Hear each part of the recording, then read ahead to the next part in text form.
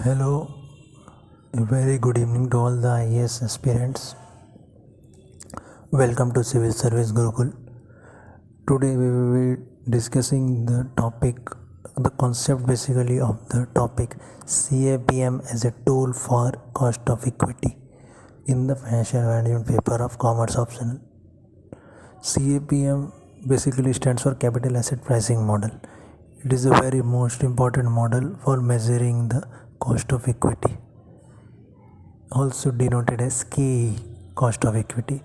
It is given by, as you can see the formula on the right side of the slide, RF plus beta into RM minus RF, where RF is the risk-free rate of return, beta is basically the risk of the market risk, which is 1.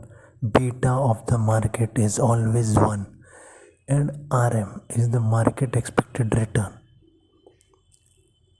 So as you can see in the detailed formula on the slide, capital asset pricing model, KE is equals to RF plus RM minus RF into beta.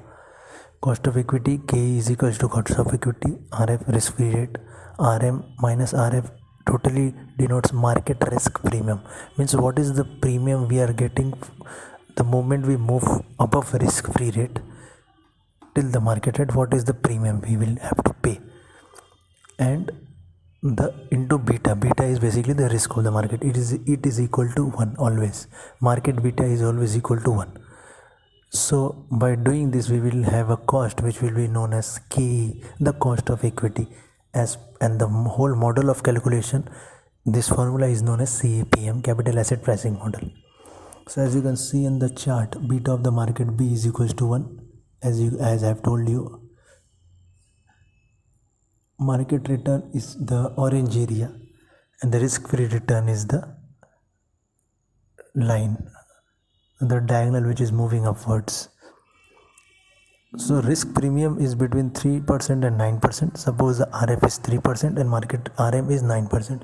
So market return, that the risk premium is the orange area, which is market risk premium, it is 3%. Beta is 1, RF will be given. So by this we can calculate the KE.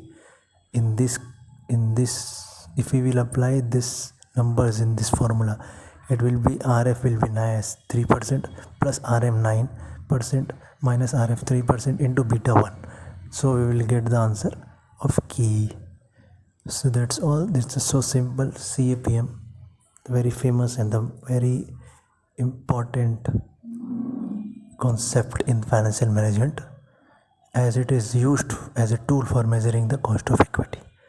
For more details you can log on to our website civilservicegurukul.com, and if you wish you can also join our guidance program and test series launched for you guys, as you can perform better in your exam. The purpose of creating these short videos are basically to give a clear concept in short time, so that it will act as a great foundation.